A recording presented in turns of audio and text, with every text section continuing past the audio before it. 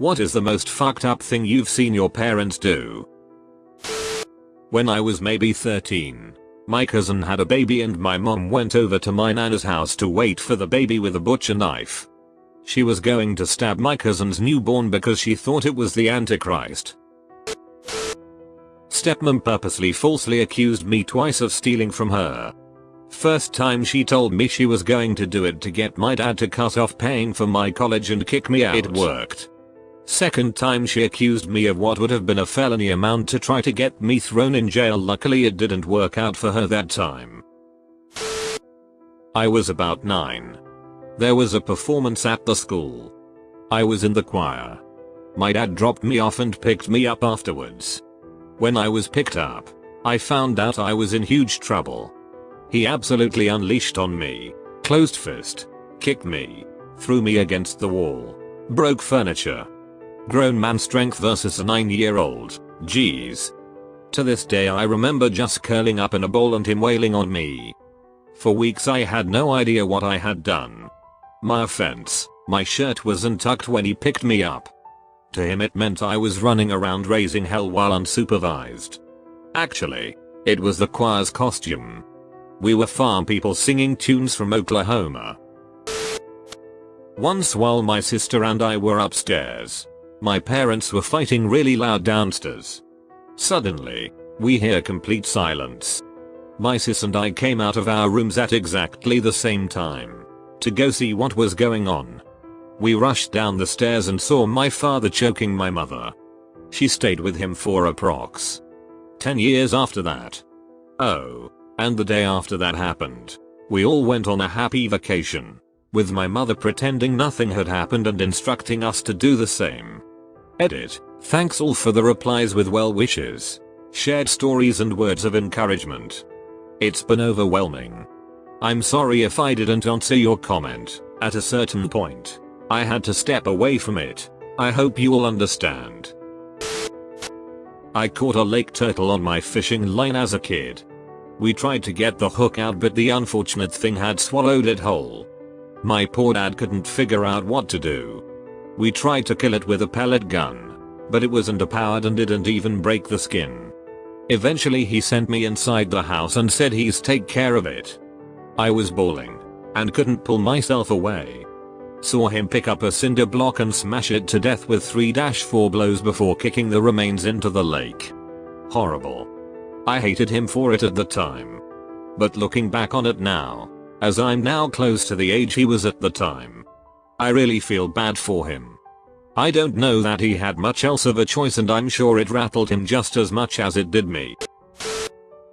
My dad intentionally set his hand on fire to demonstrate that whatever fluid he was using burns with a cold flame. He was normally a very smart, level-headed person, I swear. Parent threatened OD if we didn't go to bed. Edit. Thank you for the reward. We are all in a much better place now. When I was a little kid, probably around 10, my mom told me to send her checkbooks in the mail that belonged to my grandmother. My mom didn't live with us and she told me that my grandmother had asked me to send them since she was out of town. So I did. I later got sat down by my grandmother and she was furious with me for sending the books. My mother had apparently done this in order to commit fraud and had drained my grandmother's life savings from close to $1 million down to nothing. I got blamed for it until my grandmother passed away. One of her last conversations with me at age 24 was her still expressing her disappointment in me for sending the books. My mother denies the whole thing to this day. Why did your grandmother believe a 10-year would commit fraud? I think my grandmother was deflecting the blame because she didn't want to face the reality that her only child continuously tried to steal her money. I don't think she really blamed me. I was the catalyst. When I was like 11 I saw them doing drugs in their bedroom. Middle of the day, no consideration for me at all. It scared me half to death because they both got zombie-like on whatever it was. Mom threw a butcher knife at my stepdad and it stuck in the wall next to his head. My mom aggressively forced a bear hugger, a foster kid who'd been repeatedly raped by her father while her mom held her down. So, My mom is a boundary stomper extraordinaire and abused me all throughout my childhood. I eventually wound up in foster care myself and haven't spoken to her in years. But remembering this, it was the most cruel thing I ever saw her do to anyone who wasn't me. My relatives had a foster daughter who, as I said above, had been raped by her dad while her mom held her down. My mother knew this. My relatives made the mistake of inviting my mother over, and my mom said, "Welcome to the family. Give a hug," to the girl. Who said no? My relatives said no. My mother kept saying, "But why? Why not? Come on." Because she's traumatized by hugs and touches after being raped so much. Why this was a bad idea, even though it should have been obvious. Because neither my mom nor my relatives wanted to just grab her in a big bear hug and wouldn't let go while the girl tried to push her off plus hyperventilated. To my shame, and the shame of my relatives, we all just stood there for a moment in stunned silence before running over and removing my mother from the girl, who was now crying. The girl ran off to her bedroom. My relatives, the foster parents, told my mom to get out. Then my mom dragged me off to the car and yelled at me for a while. Finally, when I could get a word in, I explained to my mother why the hug was so wrong and hurtful. I explained that my mom should have taken context into account. My mom, the girl is ducked up in the head if she can't even take a hug from somebody nice, and she's probably lying about her parents anyway. God. I'm still mad remembering it. Go to court to defend my brother and discredit me in a sexual abuse case. Excuse me. I was their child, too.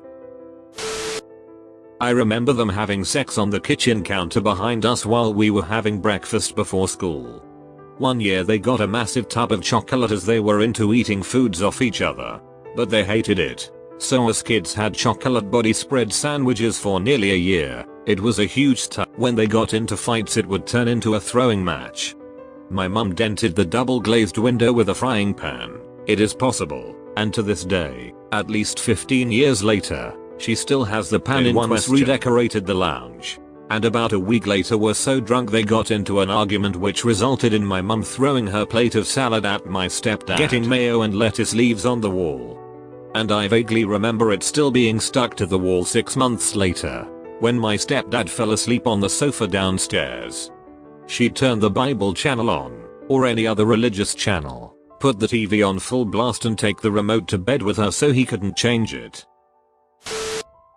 My parents gave my older sister up to child services because they didn't want to take care of her anymore.